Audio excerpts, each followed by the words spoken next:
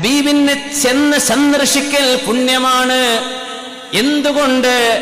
എന്തുകൊണ്ട് ചില ആളുകൾ മദീനത്ത് പോകാതെ വരുന്നു എന്ന് പരിശോധിച്ചു നോക്കുക. അവരെന്താ പറയാ? മക്കയിലെ നിസ്കാരത്തിന് 1,00,000 നിസ്കാരത്തിന്റെ കൂലിയുണ്ടല്ലോ, മദീനയിലത് 1000 ഉള്ളൂ, മസ്ജിദുൽ അഖ്സക്കത് 500 ഉള്ളൂ.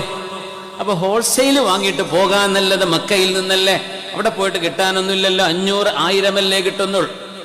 സുബ്ഹാനല്ലാഹ്.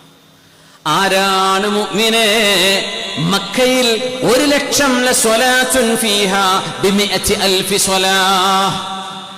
മക്കയിലെ മസ്ജിദുൽ ഹറാമിലെ ഒരു നിസ്കാരം 1,00,000 നിസ്കാരത്തിന് തുല്യമാണെന്ന് പഠിപ്പിച്ചത് ആരാണ്? നിങ്ങൾക്ക് ഹജ്ജ് പഠിപ്പിച്ചു തന്നത് ആരാണ്? ഖുദൂ അന്നി മനാസികകും, നിങ്ങളുടെ ഇബാദത്തുകൾ വേണ്ട പോലെ എന്നിൽ നിന്ന് നേരിട്ട് പഠിച്ചോളൂ എന്ന് പറഞ്ഞ് ഹജ്ജും ഉംറയും തവാഫും സഅയും നിങ്ങളെ പഠിപ്പിച്ചതാരാണ്? അത് മദീനയിൽ കിടക്കുന്ന ഹബീബല്ലയോ മുഹമ്മദ് മുസ്തഫ സ്വല്ലല്ലാഹു അലൈഹി വസല്ലം. നന്ദികേടല്ലേ നന്ദികേട്.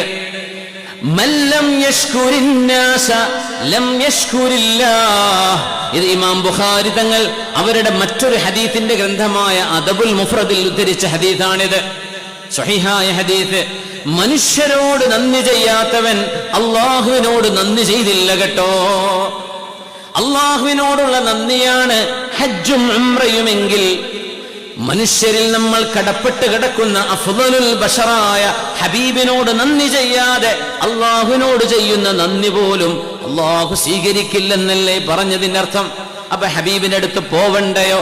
നന്ദിയല്ലേ ഹബീബിന്റെ മുമ്പിലെത്തേണ്ടത്?